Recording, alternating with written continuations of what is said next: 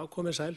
Ég heiti Þorsteinn Jóhannsson og ég ætla að segja ykkur frá þrenns konar verkefnum sem tengjast loftmengun áramót sem Umhverfisstofnun koma að á árinu.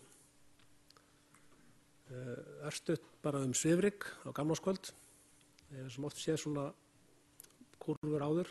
Þetta fór upp í 1000 míkrogram á miðnætti í Reykjavík.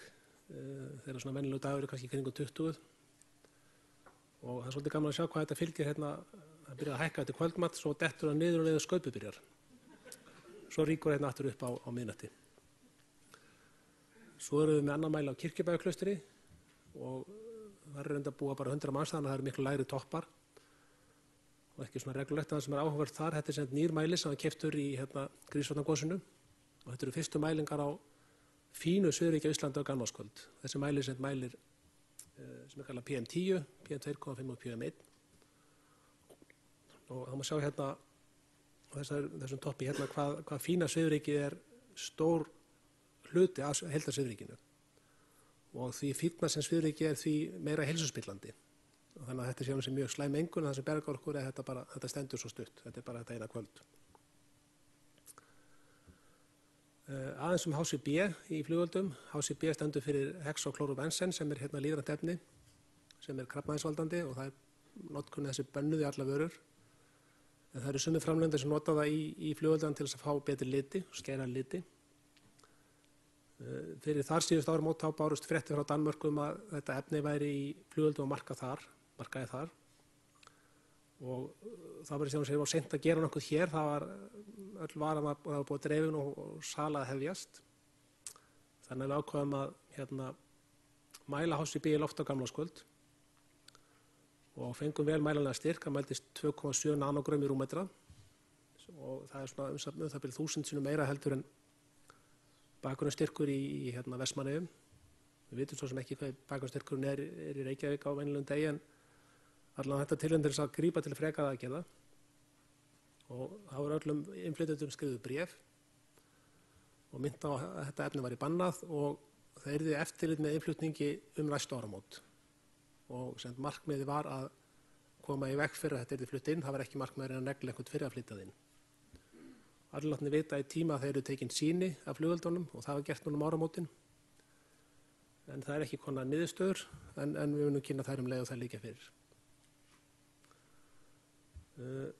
Svo ætla ég að segja ykkur í lokin frá díoxíni í áramótabrennum eða díoxínmengun frá áramótabrennum og það var svolítið í fréttum á síðasta ári í tengslum við sorpbrennslunar. Og brennurnar hafa fram til þess að verið metnar frekar stórt hlutfall af heildarlosun díoxíns en sem það er bara mat og talan sem er notuð í hvað verið brennt mikið, það voru svona 5.000 til 7.000 tonn hefur notað gennum árin, 5.000 núna síðust árin. Þannig að við fyrst alveg reyndum að fá betri magntölu og þá ákváðum að taka eina áramótabrennu og vigta hana nákvæmlega. Gerum það í einhver góð hjálp frá heilbrigðisdeildinni Reykjavíkur.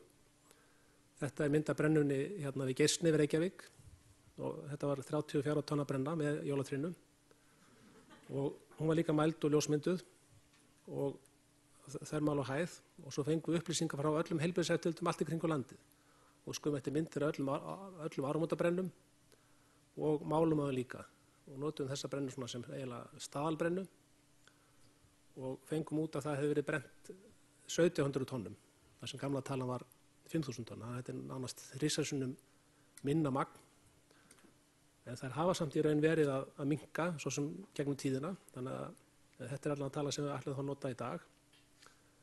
Og að auki þá lækkuðu við losunarstuðlana og það er líka í takt við hvernig brennur hafa verið að þróast. Áður voru þetta eiginlega bara ruslabrennur, menn voru að losa sig við eldhúsrýrningar, það var að brenna bíldekk og gamla báta. Þannig að þá notum við mjög háan losunarstuðul. Nú má bara brenna timbur, það má ekki einu sinni vera mála timbur. Þannig að það er miklu minni díoxínlosun að koma frá hverju brenndu tonni. Þannig að losunin hefur minnkað talsvert mikið. Gamla matið sagði 1800 milligram, en nú erum við að meta að þetta séu 100 milligram sem kom frá áramótabrennum. Það var svolítið kannski villandi fréttaflutningur áramótin eins og Umhverfisstofnun vildi eitthvað reyna að banna áramótabrennur og það er í sjálfum sér ekki og sjálfum finnst mér áramótabrennur alveg ómissandi hluti af gamlárskvöldi. Takk fyrir.